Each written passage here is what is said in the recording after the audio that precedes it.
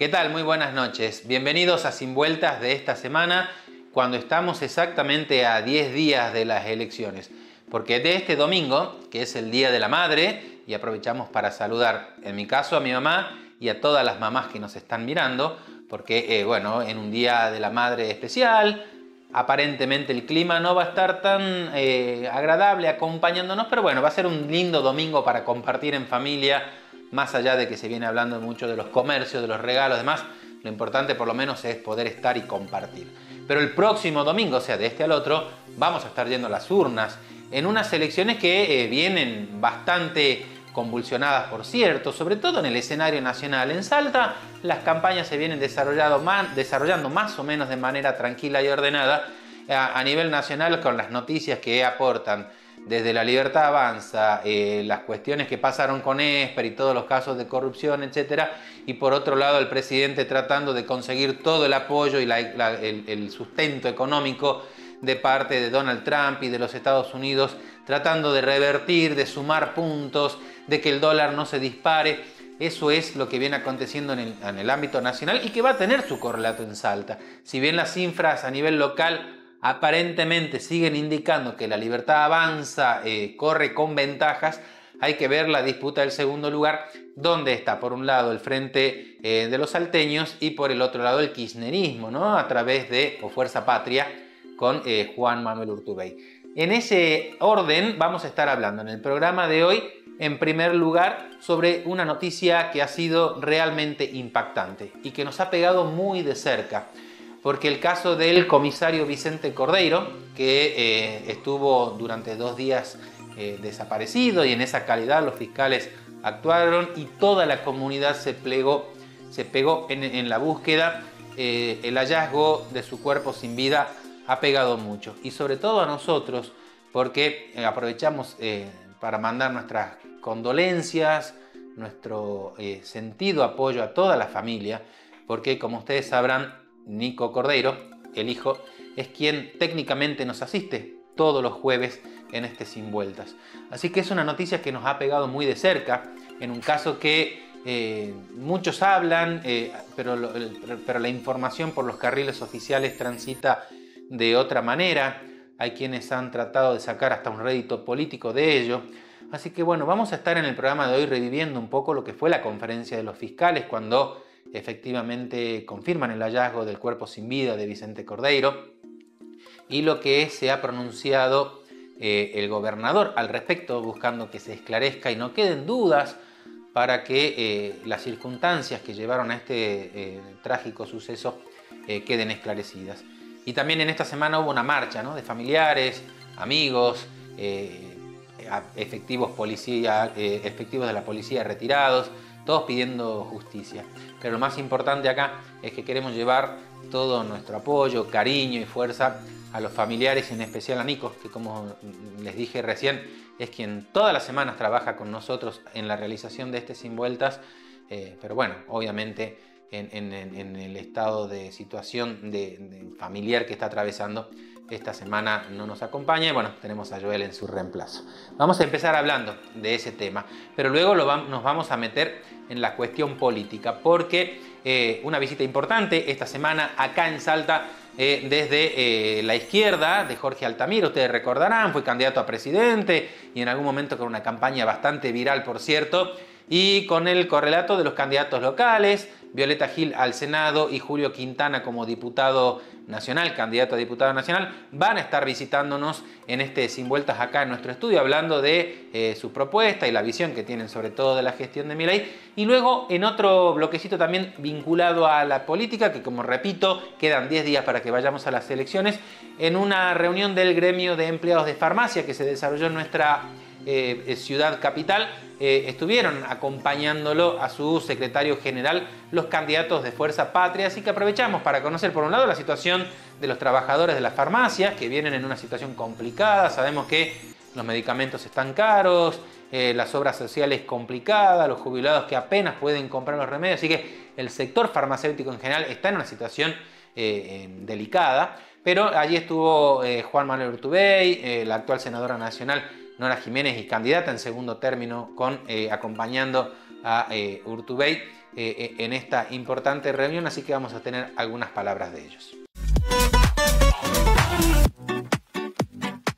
En Sin Vueltas de esta semana vamos a hablar de este hecho que ha conmocionado a todos: la desaparición y posterior hallazgo sin vida de Vicente Cordeiro, una persona muy querida por todo el equipo de Troca y quienes hacemos Sin Vueltas. Vamos a mostrar lo más importante de la conferencia de prensa, la marcha de familiares, conocidos, amigos, excompañeros y lo que dijo el gobernador Gustavo Sáenz al respecto.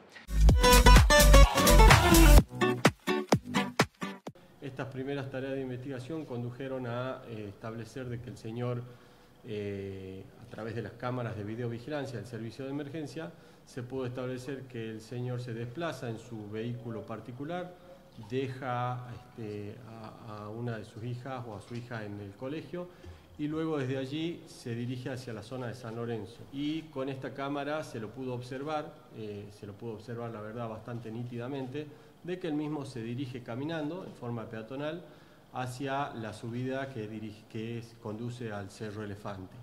El dato era bastante certero, no obstante, además de este dato, fue posteriormente corroborado con una declaración testimonial de una vecina de la zona, quien manifestó que en ese horario lo cruzó y luego lo reconoció por la foto que se hizo pública en diferentes redes sociales. Él llega solo, se baja solo y camina en soledad en dirección hacia el acceso al Cerro Elefante, y por lo tanto con ese dato ya entendimos que nos daba un punto de partida.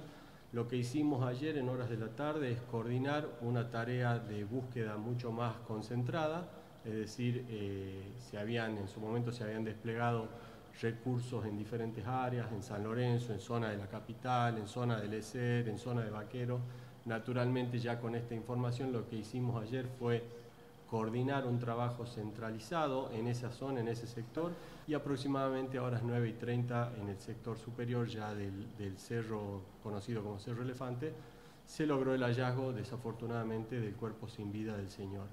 A partir de allí, naturalmente, en el día de hoy ya se coordinó la actividad que tiene que ver con la labor forense. Se desplazó el equipo de medicina forense, de criminalística, entomología forense. Todo esto fue realizado mediante el helicóptero de la provincia para lograr desplazarse sin pérdida de tiempo. Cientos de salteños se convocaron para pedir justicia por el excomisario Vicente Cordeiro.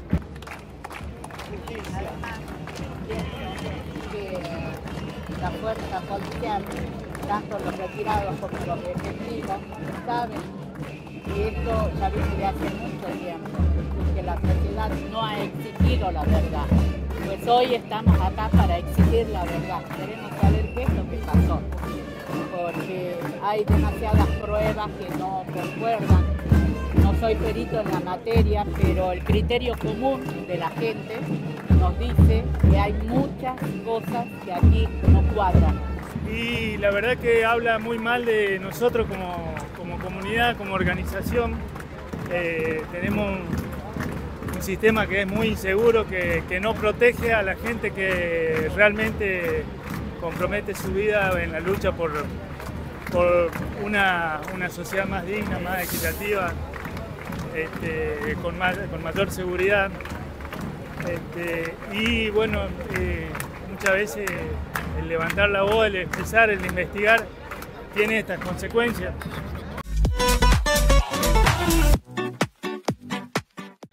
Es un hecho muy doloroso y muy triste y hay que tener el mayor de los respetos para con la familia que realmente está sufriendo.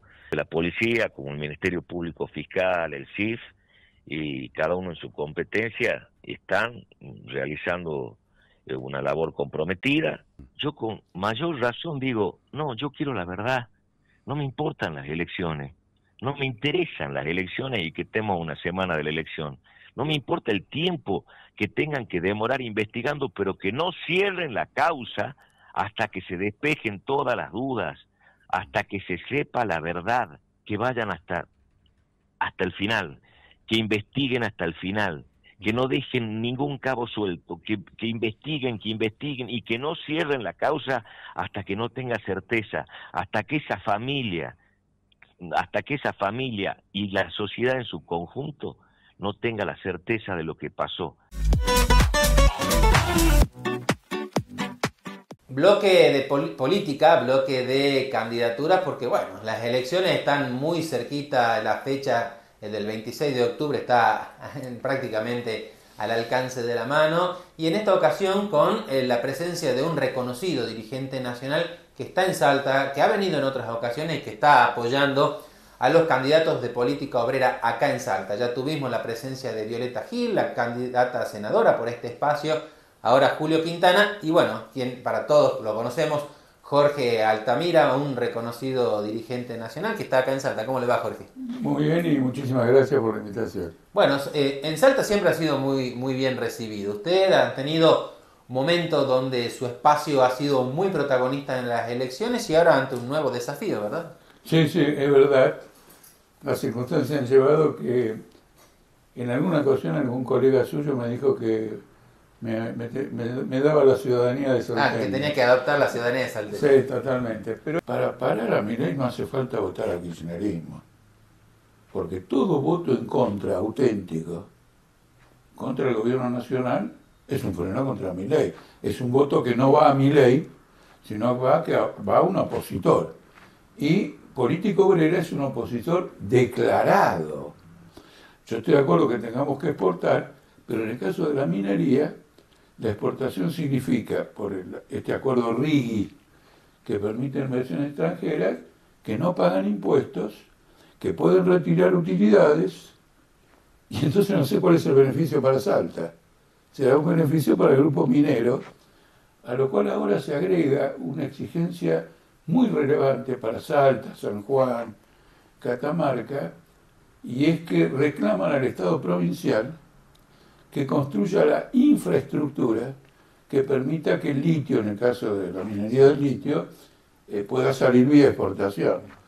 De manera que el trabajador salteño en los proyectos de Sáenz, de la Libertad Básica y de Milei, tiene que subsidiar a los pulpos, cuando él personalmente, ese trabajador, no llega con su salario a fin de mes. Julio, candidato a diputado nacional de Política Obrera, ¿cómo ves el panorama electoral? En función de esto, bueno, un poco estábamos hablando, ¿no? Está la Libertad Avanza, se encuentra el kirchnerismo, que se plantea como la única alternativa anti-Milei. En el medio, la propuesta de los candidatos del gobernador Gustavo Sáenz diciendo voten a salteños, y ustedes tratando de entrar en este tablero político. Bueno, en primer lugar, es claro que ninguno se refiere a un cuadro de pobreza y hundimiento social que ha tenido Salta bajo el gobierno de Milei y bajo el gobierno de Sáenz. Tenemos 12.700 puestos de trabajo formales menos, y ni qué decir los trabajadores en negro. El parate de la producción, el comercio es brutal. Y tenemos en ese sentido índices de pobreza muy altos, sobre todo en el norte. Yo acabo de venir el fin de semana pasado, estuve en el departamento de San Martín, estuve en Aguaray, en Tartagal, en Mosconi, en Embarcación. Estuve en la localidad de Tuyunti, es una comunidad en Aguaray de la comunidad chané, y la situación social es desesperante. Política Obrera es la única fuerza que plantea ante este cuadro la necesidad de la nacionalización, por ejemplo, de estos recursos, para desarrollar esa fuerza productiva que hoy en día, por una especulación capitalista, no puede desarrollarse con los gobiernos más capitalistas de todo, es decir, los que dicen que acá le van a dar esto, le van a dar lo otro, vienen por una reforma laboral.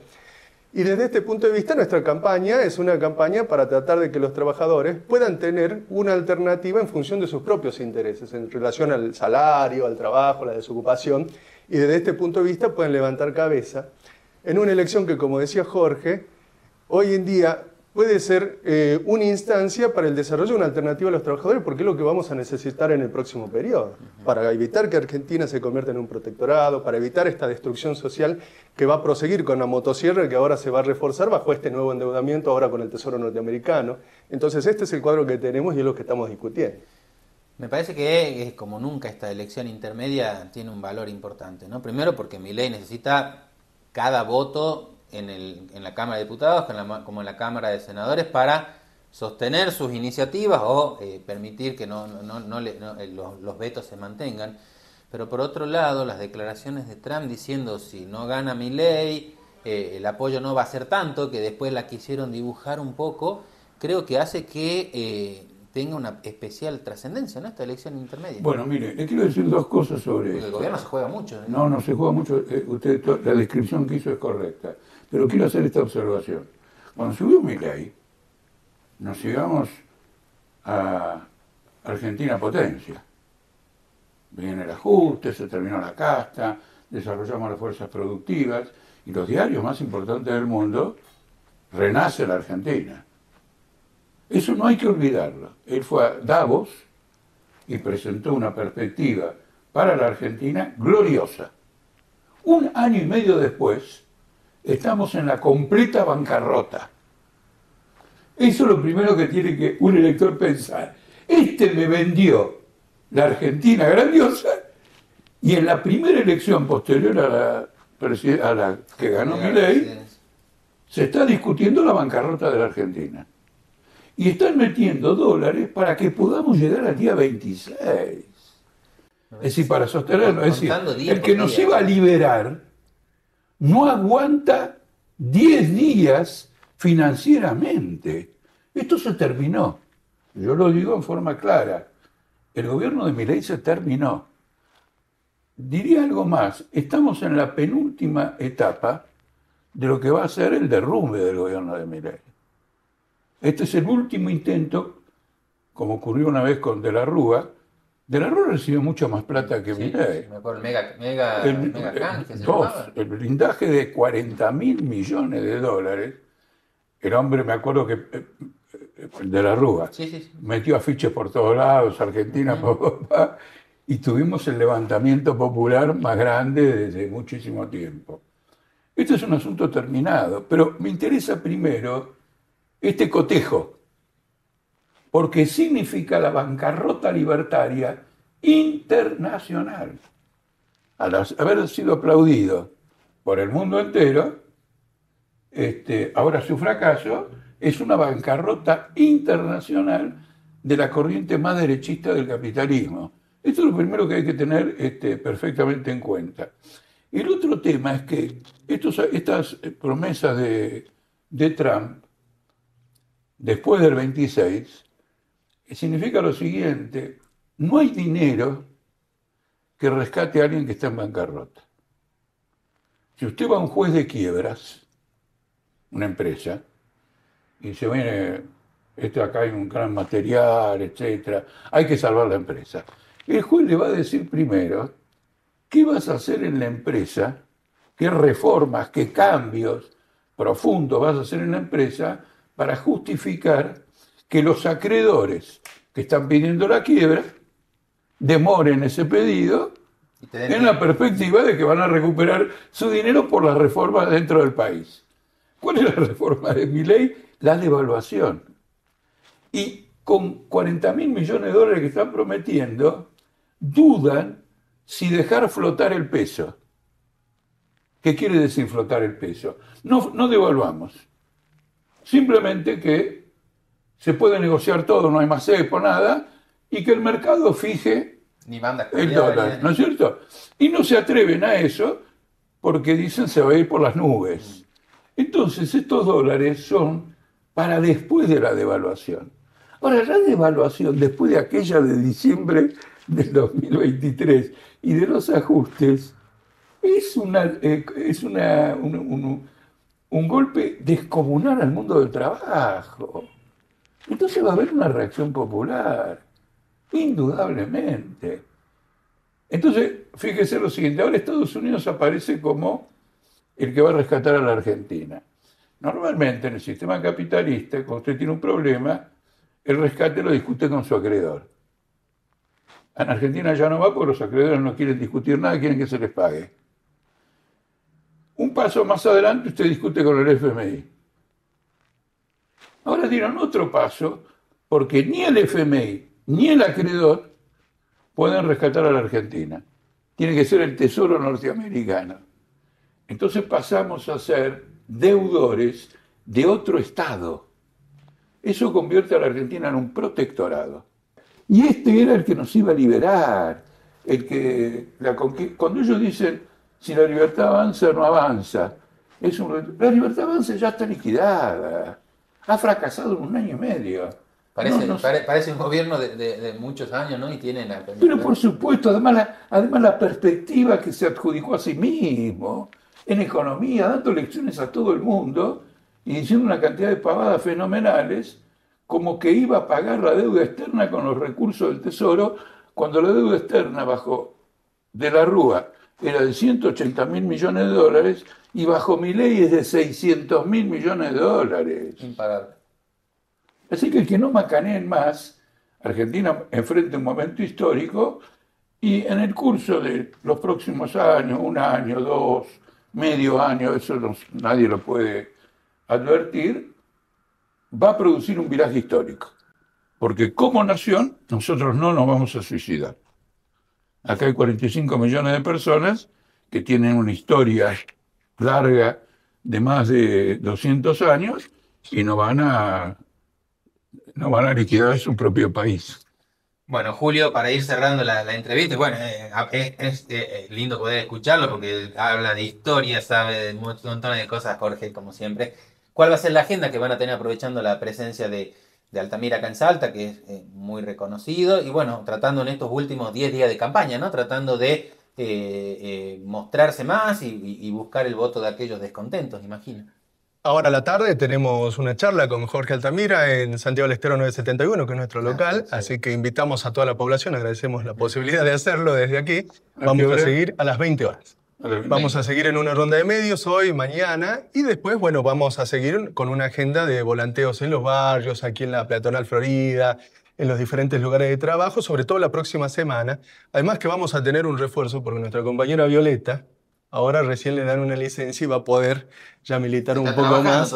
Ella está trabajando, yo soy trabajador independiente, tengo otros márgenes, entonces desde ese punto de vista vamos a tener una campaña reforzada con nuestra principal compañera. Sí, la condición social importa, la condición social de los candidatos importa. Sí, hay que seguir trabajando. Sos un hijo de papá, defendés ciertos intereses, y si para participar de una campaña electoral tenés que pedirle a la patronal o a la empresa con la que trabajás una cierta licencia para poder cumplir con un deber cívico, digamos, tenés otra condición. El otro día Violeta participó en un debate con los principales candidatos. En un debate se cotejan las posiciones y creo que mostró una solidez de nuestras posiciones que la ciudadanía de Salta tiene que tomar en cuenta, porque en definitiva la calidad de un planteamiento político es lo que debe guiar el voto de los ciudadanos. Iba a haber un debate de candidatos a diputados, pero no sé si se hizo. Lamentablemente se suspendió, me avisaron casi en el momento que se suspendía porque los demás candidatos no quisieron participar. Se bajaron. Así me informa. Se bajaron del debate. No querían participar, ya estaba con la bicicleta yendo. Creo que el debate el otro día con Violeta ya les llevó a esa conclusión. Bueno, Jorge, muchas gracias por su presencia acá en nuestro programa. Julio también. No, al contrario. Bueno, estamos ya en el penúltimo programa. La semana que viene vamos a estar en el último programa previo a las elecciones, pero era bueno aprovechar su presencia acá y bueno, exponer el punto de vista que tiene sobre la realidad actual en Salta. Yo le agradezco mucho. Es así como se construye un proceso político valioso. Gracias, Jorge. Gracias, Julio. No. Seguimos en Sin Vueltas. Una visita importante. El secretario general del Gremio de Trabajadores de Farmacia, Sergio Haddad, estuvo en nuestra provincia.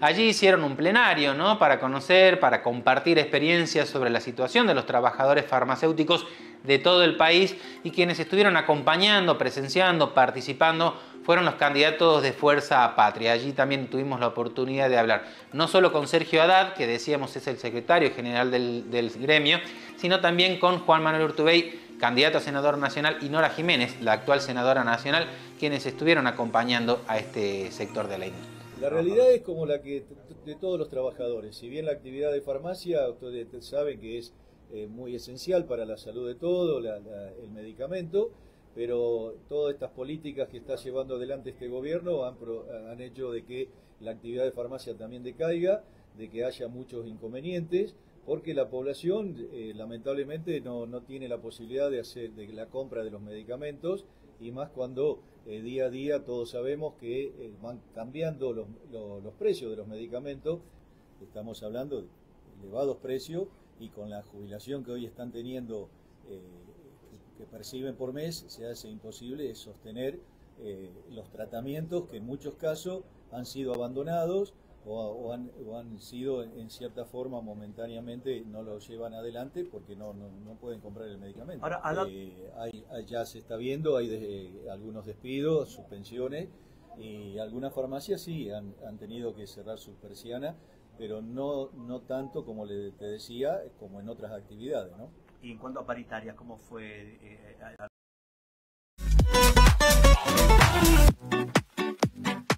Final, entonces, ¿cuál es el mensaje que le dejamos a los salteños? Esencialmente, a través de Fuerza Patria, nosotros vamos a defender sobre todo a los más vulnerables, aquellos que necesitan la presencia del Estado, porque realmente hoy están viviendo una situación muy, pero muy delicada. Muchas gracias. Juan Manuel, 2 segundos. Preguntar esta situación, no pudimos llegar al principio de la nota. ¿Cómo está el camino final, ¿no?, hacia las elecciones del 26? Nosotros estamos llevando la voz de los salteños que quieren parar con el ajuste de Milei, que quieren parar esta barbarie en donde el dolor y el sufrimiento que sufren los jubilados, las familias con personas con discapacidad, los más vulnerables, no encuentran eco ni en el gobierno nacional ni en el gobierno provincial y hoy están sufriendo. Y nosotros apostamos, por eso estamos aquí en este Congreso de los Trabajadores de Farmacia, porque apostamos a recuperar el trabajo y la producción como los ejes fundamentales del modelo que defendemos y que estamos convencidos que es lo que nos va a permitir reconstruir el Estado y reconstruir el país. Estos 2 años con Milei han sido años de destrucción, que además decidió jugar con el ajuste a los sectores más desamparados de la sociedad, como son los jubilados, como son los discapacitados. El Garrahan es un emblema.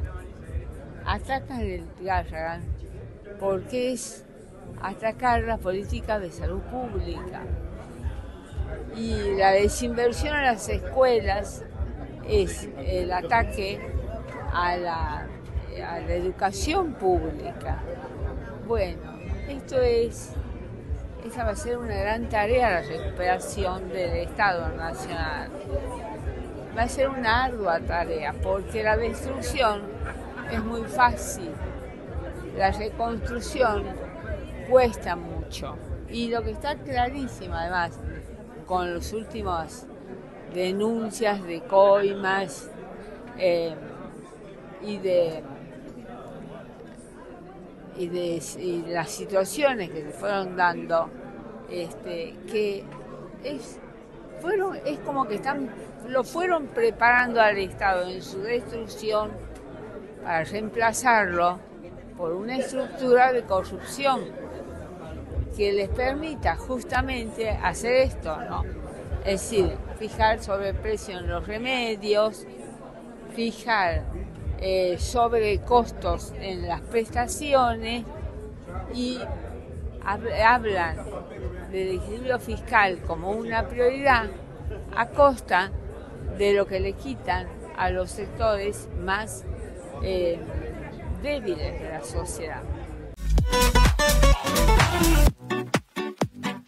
Bueno, y nosotros seguimos en Sin Vueltas y nos vamos a meter en una realidad que aparentemente, por lo que sabemos, viene bastante golpeada, pero desde la Cámara PYME siempre tratan de ver con optimismo y buscarle algún tipo de alternativa, de solución a esta realidad. Por eso vamos a hablar con su titular, Darío Pellegrini. Darío, muchas gracias por visitarnos. No, gracias Sebastián por esta invitación. La verdad que siempre es muy importante este rol de mantener a la audiencia con información de la calle, ¿no? Un poco las cámaras lo que hacemos es bajar toda la actividad a la realidad y generar la articulación famosa público-privada, ¿no? Bueno, arrancamos por ahí. ¿Cuál es la realidad de las pymes salteñas? ¿Cuáles son por ahí los sectores que hoy no la están pasando muy bien? Bueno, nosotros tenemos identificado 3 sectores importantes. El turismo, que se habla mucho, incluso muy reciente con este fin de semana largo. El segundo sector que viene, digamos, frenándose y teniendo mortandad de pymes es el sector proveedor minero, con esta digamos, disminución de actividad minera, y el tercero, el mostrador, que está reemplazado con un poco de comercio electrónico, un poco de falta de consumo, falta de circulante y, por supuesto, este comercio fronterizo ilegal que también le está haciendo bastante daño al comerciante, digo, de mostrador, o sea, ese comerciante que abre, que tiene un costo fijo y que necesita la afluencia de personas y del consumo de la gente. No el que vende por internet.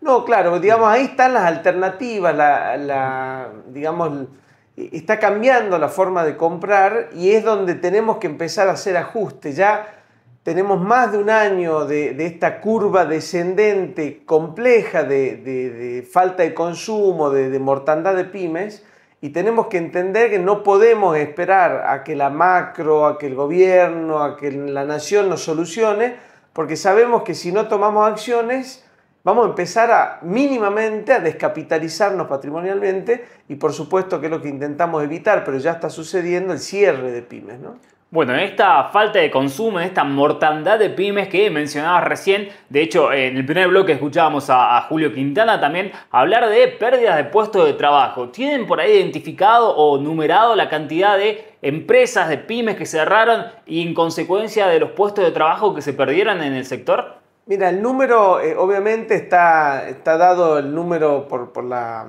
Superintendencia de Riesgo de Trabajo que mide el 931. No se sabe exactamente a ciencia cierta cuántos de los puestos en blanco pasan por ahí a una contratación informal, pero se habla solamente, por ejemplo, del sector minero de casi 2.000 personas, 1.800 y tanto personas, en este poquito más de semestre del 2025. Y si eso lo extrapolamos a todos los puestos, llega a un número grande, ¿no? Casi salió publicado hace poco en el diario provincial, es un número grande, cerca de 5.000 personas que pierden su actividad formal y tienen ese deber de reconvertirse, porque son personas que tienen sus costos fijos, tienen su familia, tienen sus gastos, y ahí es donde está la real preocupación. Cuando la pyme empieza a bajar su actividad, lo último que hace es despedir personas. Cuando el despido ya está sobre la mesa, significa que esa pyme está muy, muy complicada, ¿no? Bueno, hablaste recién de la realidad del sector comercio, que era un tanto complicada, pero hay una leve luz a lo lejos que tiene que ver con el Día de la Madre. ¿Crees que por ahí al sector comercial esto le genera un leve repunte o va a pasar desadvertido? Mira, te lo comparo con lo que sucedió en el fin de semana largo con el turismo. Son buenas noticias siempre. O sea, el empresariado pyme somos muy optimistas, ¿no? Pero tanto como pasó con el fin de semana largo, de ese poquito de aire que nos da una ocupación cercana al 60%, el Día de la Madre también nos trae a los negocios de mostrador un poquito de oxígeno. El tema es que hoy estamos considerando buena noticia el poder pagar el costo fijo, ¿no? De llegar a equiparar las cuentas, y no estamos hablando de crecimiento, no estamos hablando de reinversión, e incluso estamos comiéndonos las amortizaciones, por lo cual son buenas noticias en un panorama. Estamos viendo el vaso medio lleno, pero creo que no nos tenemos que conformar, tenemos que aprovechar estos empujoncitos que nos van a dar las fiestas a nivel comercial de fin de año, los próximos feriados. O sea, tenemos que tratar de prepararnos y ofrecer cosas en nicho, cosas distintas para sacarle aún mayor provecho en esta lamentable guerra, digamos, en la que estamos las pymes, donde está muy sobre la balanza la eficiencia y el lápiz finito. Hoy las pymes están todas bajando precio, incluso en el mercado del turismo se ve una disminución de lugares de categoría tratando de igualar precios del mercado promedio, y eso da una alarma, porque esa baja de precio es un acto, digamos, visto en términos coloquiales, un acto de desesperación de la pyme para poder pagar sus costos fijos. Así que tenemos que hacer un esfuerzo entre todos de componer precio, de buscar mercados de nicho y tratar de levantar el agregado de valor local que podemos hacer. Creo que un mensaje, siempre que nosotros vamos de la Cámara, trabajar unidos, abroquelados. Nosotros usamos una frase muy seguido que es la unión es la clave, y por otro lado trabajar en tipo clúster, en agrupaciones de nicho para poderle sacar mayor precio y no todos estar compitiendo dentro de una misma franja, que eso lo único que hace es que cada vez las pymes ganen menos o incluso atraviesen la línea de la ganancia solamente para recuperar costos fijos, ¿no? Quiero profundizar en esto del turismo que me marcabas, porque si uno piensa en el turismo y una etapa muy difícil, lo primero que le viene a la mente es la pandemia. Hoy la realidad argentina, en cuanto al turismo, ¿está peor que en la pandemia? No creo que la pandemia, lo hablamos hace muy poquito con empresarios de turismo dentro de nuestra heterogeneidad de la Cámara PYME. Estamos lejos de la pandemia. También vi en algunos medios que se hacía una comparación con la crisis económica política del 2000-2001. Estamos lejos, por suerte, de esas dos crisis complicadas que tuvo los últimos 20 años, pero sí tenemos baja de consumo. O sea, hoy la guerra es atrapar a ese peso que está dando vuelta. Por eso también hablamos mucho de consumo local, porque el consumo local hace que el dinero rote, ¿no? Si nosotros tenemos la alternativa de entre un proveedor, llamémosle multinacional extranjero, o un proveedor local dentro de un grado de competitividad, porque nadie va a pagar más caro solo porque sea local, tenemos que preferir el local para que el dinero rote. El turismo hoy, con el retraso aparente del dólar, está perdiendo contra destinos internacionales, ¿no? Entonces hoy tenemos que reinventarnos, tenemos rutas muy interesantes de Brasil, de Panamá, de Lima, y podemos empezar a trabajar cuestiones relacionadas al turismo de eventos, a un turismo de experiencia, de nicho. El otro día con un socio de la Cámara PYME hablábamos del avistaje de cóndores, por ejemplo. Playa del Carmen no compite con el avistaje de cóndores, pero tenemos que saber promocionarnos y saber tomar valor. Creo que es un momento clave, lo hablábamos un poco fuera de cámara, de que estamos hoy, por un lado, lamentablemente con tiempo ocioso, capacidad ociosa de las pymes, pero podemos aprovechar ese tiempo de no clientes para reinventarnos y trabajar en una pyme más eficiente y que pueda trabajar en un mercado de nicho, ¿no? Bueno, en esta lógica de reinventarse, pienso en un comercio de no grandes dimensiones. ¿Cómo hace para reinventarse y tratar de mejorar su realidad? Yo creo que lo primero que tiene que hacer es salirse de la rutina, ¿no? Nosotros practicamos muchas reuniones grupales. Todos los viernes, 4 de la tarde, la Cámara PYME reúne a sus socios como en un networking y en un brainstorming, llamémosle, muy, muy generoso. Para reinventarse, lo primero que tenemos que saber es muy bien hacia dónde vamos, cuáles son nuestros fuertes, hacer la famosa matriz FODA, ¿no? de fortalezas, oportunidades, debilidades, que nos va a permitir conocer si estamos trabajando solo para competir con el de al lado o tenemos posibilidad de un mercado de nicho. Yo siempre cuento la historia, si bien no es argentina, sucedió en Chile, pero una historia muy tangible del mercado de nicho de pandemia, porque la pandemia sí nos dejó mucha enseñanza de cómo reinventarnos con velocidad, porque si no, digamos, como dice el dicho, nos comían los piojos, ¿no? Y era en los departamentos de Santiago de Chile, ante la escasez de dinero, la imposibilidad de renovar electrodomésticos, surgió una empresa que se dedicaba a la limpieza y mantenimiento profundo de electrodomésticos grandes, como lavarropa, lavavajillas, secadoras de ropa, que uno normalmente la usa hasta que muere, después la tira y compra una nueva. Y esta persona empezó y fue la primera empresa en Chile en generar un service a domicilio de limpieza integral, por ejemplo, en este caso de lavarropas. Digo, esas cosas que por ahí un técnico en radio y televisión o un técnico en bicicleta que tiene la herramienta, tiene su taller, puede con muy poquito dinero, casi nulo dinero de inversión, variar a un rubro donde él estaría solito. Digo, hay que dedicarse a pensar cómo movernos, y muchas veces reinventarse no es cambiar de rubro. Uno piensa reinventarse y decir, bueno, apago la luz acá y la prendo acá, y muchas veces reinventarse es cambiar un horario, ¿no? Es decir, yo soy una empresa que abre de 8 a 12 y cierro, y capaz me estoy desperdiciando la siesta. o tengo que hacer un horario continuado, o tengo que abrir los fines de semana porque tengo más clientes y cierro de lunes a jueves. O sea, digo, capaz reinventarse es cambiar un horario, es cambiar la forma que me transmito con los clientes y no necesariamente de rubro, es aprovechar cuestiones y empezarlo a leer al cliente y muchas veces, como se dice en las reuniones, pensar también en el cliente de mi cliente, ¿no? Ver un poquito más allá que nos va a permitir hacer esos cambios. Y para todo esto que estamos hablando es muy importante trabajar en cámaras, ¿no?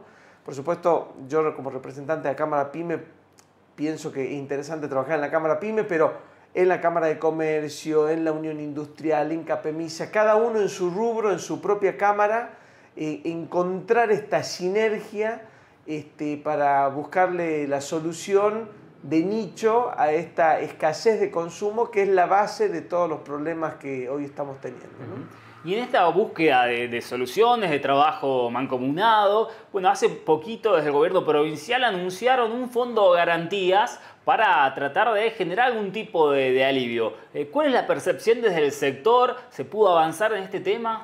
Bueno, justamente fue tema principal nuestro de nuestra última reunión de networking, presentar a Fogasal a nuestra comunidad de la Cámara PYME. Desde ya que lo vemos con muy buenos ojos, o sea, todo lo que traiga una reducción de tasas y oportunidad de financiamiento, lo vemos muy, muy bien. Sí somos bastante críticos y sabemos que un fondo que tiene un tope de financiación, que el fondo no financia, sino garantiza, ¿no? Un tope de garantía de 100 millones de pesos, vemos que no es para todo, es para un público de arranque, para una micropyme. 100 millones de pesos hoy no le soluciona al grueso de las pymes su problemática financiera, pero creo que es un comienzo, ¿no? También vamos a apostar que este fondo crezca y ese tope también crezca. Creo que la práctica, una cosa que no hacemos muy seguido las pymes, es utilizar herramientas alternativas a ir al banco en forma directa. Este es un paso intermedio, yo no tengo espalda ni capital para garantizar un crédito, Fogasal me da la garantía y luego vuelvo al mercado financiero a pedir ese dinero a los bancos, al circuito tradicional, ¿no?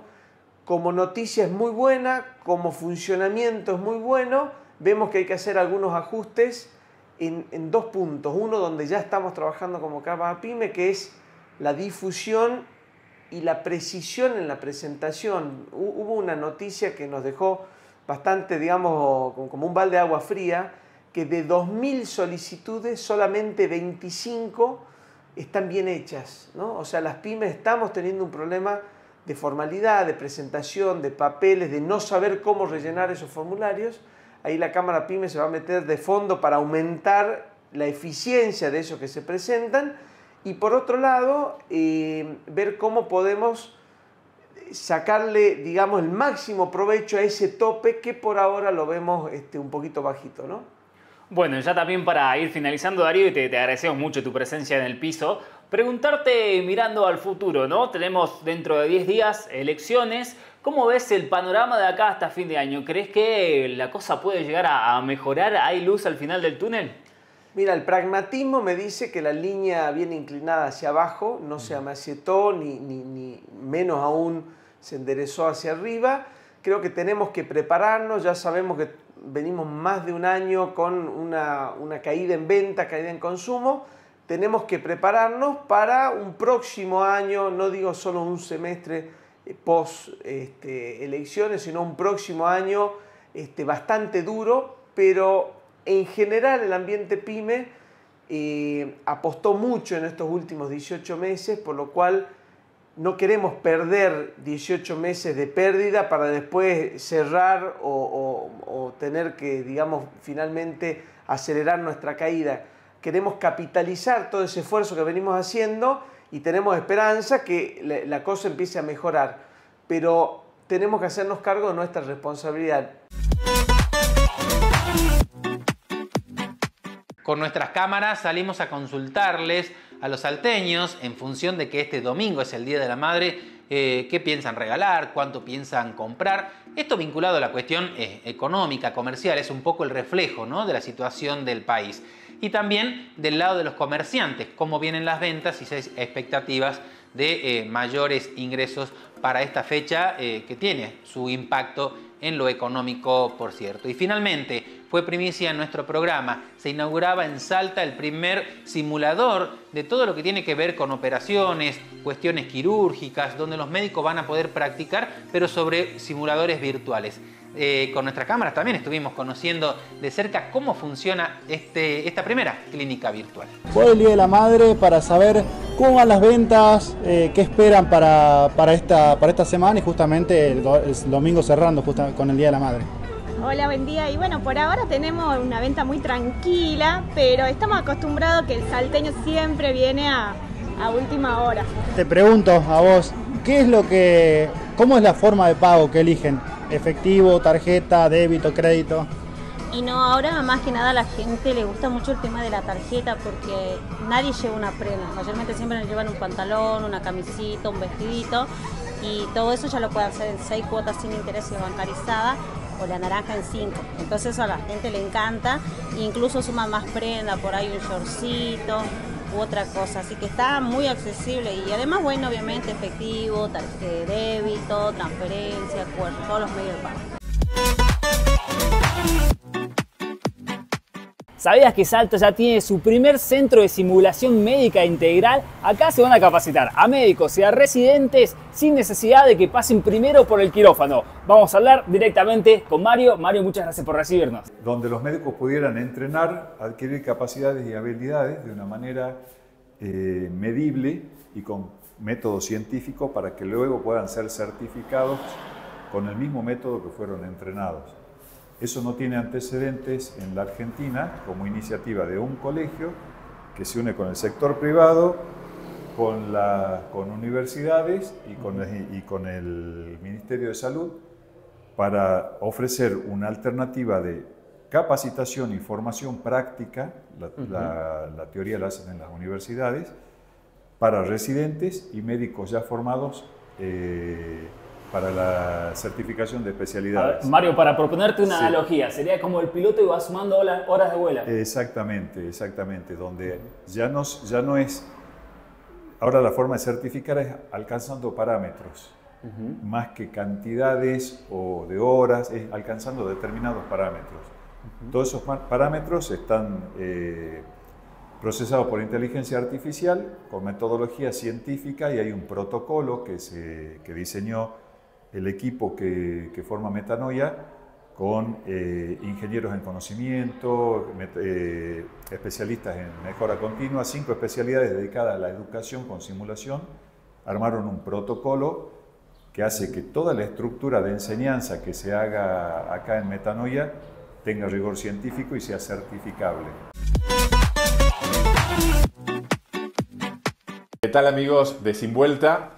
Tenemos algo especial dentro del programa y tiene que ver con centrarnos a hablar sobre la construcción de liderazgos y de liderazgos positivos. Para eso tenemos un especialista a nivel internacional, él es Alejandro Neto Gaona, abogado, pero esas cosas de la vida que me parece interesante, no ha ejercido, ha dejado y ha tomado un camino muy fuerte que tiene que ver con la comunicación y con el coach ontológico. ¿Por dónde pasaste a nivel internacional y también en la Argentina, coacheando a deportistas y a equipos? Bueno, yo arranqué a raíz de que fui a hacer una maestría en psicología del deporte, arranqué por afuera, por Europa, Barcelona, y a hacer prácticas en el fútbol inglés. Bien. Con jugadores de la reserva de Fulham y de West Ham. Y a partir de ahí empecé a tener más conexión con el afuera, y al poco tiempo ya en Argentina también hice rodar esa bola de que es en boca a boca. Pero previamente a eso, a mí me cayó de casualidad a través de una psicóloga mía que me dijo, mira, me llamaron de un club de rugby. Y me dice, yo no sé nada, no tengo ni idea qué tipo de pelota es la que ustedes usan. Así que es todo tuyo, andá. Y empecé a trabajar con una división juvenil. Eso fue antes de Inglaterra. Pero en Inglaterra se potenció más todavía. ¿Y por qué tiene que haber este tipo de formación dentro de cualquier equipo, de cualquier disciplina deportiva? La formación y el autoconocimiento de cada uno de los integrantes y desarrollar un liderazgo. ¿Por qué tenemos que hacer eso? Porque necesitamos estar en eje. Sin liderazgo no estamos en eje. El liderazgo está para servir. El líder sirve al otro. Pero hay una comunicación entre los líderes y los que están ahí. Yo digo siempre que todos podemos ser líderes. Ese es un concepto muy jesuítico, que cada uno puede ser líder si empieza a trabajar con uno mismo. Haceme doble clic ahí porque me interesa mucho. Algunos dicen, no, los líderes nacen, y siempre tenemos los líderes las cuestiones mesiánicas, ¿no? Sí. Digamos, los grandes que nos van a marcar el camino hacia dónde vamos.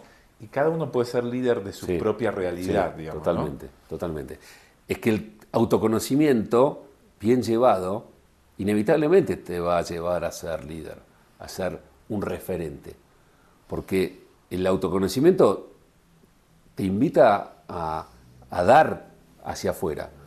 A enfrentarte con vos mismo. Sí, primero darte a vos mismo lo necesario para darte a los demás, porque ahí se ve plasmado el servicio.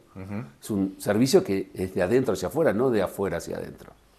Es saber uno cómo está y qué tiene, ¿no?, para observar lo que está sucediendo afuera, para hacer una intervención acorde a la situación que ese mismo referente líder está viviendo. Sacando o llevando del deporte, como haces vos, de la actividad deportiva, a cualquier otro espacio donde haya ejercicio de liderazgo. Vos realizando hoy un análisis de la realidad, de la parte deportiva, la parte empresarial, ¿qué líderes está necesitando hoy la sociedad? ¿Qué características tienen que tener esos líderes? Primero es un líder que se conozca, que sepa quién es. Porque si quiere dar y no sabe qué tiene para dar, ¿cómo lo va a hacer? Parece muy simple, pero es muy complejo eso. Es muy complejo, hay que tener coraje para meterse ahí. Es como les digo a mucha gente, es atravesar desiertos. No es tan fácil. ¿Quién quiere meterse y hacerse cargo? Son pocos, porque incomoda. Pero desde esa incomodidad el líder empieza a darse cuenta que ahí empieza a crecer, hay un crecimiento, hay un sostén, empieza a sentir la seguridad que él mismo se provee, seguridad y confianza. Entonces ahí va a estar listo para darse. Por eso el líder se hace. Se forma. Se forma. Hay muchos casos, ahí me hace acordar mucho al capitán de los All Blacks, Richie McCaw, que él tenía atributos de líder, pero él se dejó trabajarlos. Él no se veía inicialmente como líder. Inicialmente no, pero él se abrió, él absorbió todo lo que le fueron dando como formación. Como les piden a los jugadores, ¿qué tienen para dar? Y no saben muy bien, los invitan a trabajar con ellos. Entonces, ahí es donde se plasma esto de ser uno mismo. Alejandro, muchísimas José, gracias. Un placer, muchas gracias. Seguimos en Sin Vuelta. Bien, llegamos al final de Sin Vueltas de esta semana, que como decimos, a 10 días exactamente de las elecciones. Este ha sido el penúltimo programa previo a la veda electoral. El próximo jueves vamos a tener el último, con la posibilidad donde candidatos den a conocer sus propuestas para que ustedes puedan utilizar todo este tiempo para definir su voto, pensar bien a quién van a elegir. Recordemos que en Salta 3 senadores nacionales, 3 diputados nacionales es lo que vamos a estar eligiendo. Así que utilicen este tiempo para pensar, conocer, escuchar las propuestas, conocer a alguien. Van a tener que votar y lo más importante es que vayan y expresen su voto. Repetimos nuestras condolencias, nuestro apoyo muy grande a toda la familia Cordeiro por esta situación tan difícil que están atravesando y que, bueno, esperemos quede todo esclarecido por el bien de todos, ¿no? Que quede exactamente dilucidado qué es lo que ha sucedido con esta situación de Vicente Cordeiro, que ha impactado a todos en mayor y menor medida. Y también reiteramos nuestro saludo a todas las mamás en su día, este domingo, Día de la Madre, así que un saludo muy grande para todas ustedes en su día. Esperamos que pasen un lindo día en familia. Nos encontramos el próximo jueves a las 21, como decíamos, el último programa antes de la veda electoral. Y recuerden que en www.informatesalta.com.ar van a ver lo más importante y toda la actividad de campaña de los candidatos para que sigan las alternativas y puedan ayudarlos a elegir su voto. Y también en CNN Salta 94.7, allí la información más actualizada cada mañana de 7 a 10 con la mañana de CNN. Ambos equipos periodísticos, tanto el de CNN como Informate Salta, vamos a tener la mejor cobertura el domingo de las elecciones, así que desde ya le anticipamos, si quieren saber lo que pasa con los resultados en Salta y en Nación, no se pierdan Informate Salta y CNN Salta. Los esperamos el próximo jueves.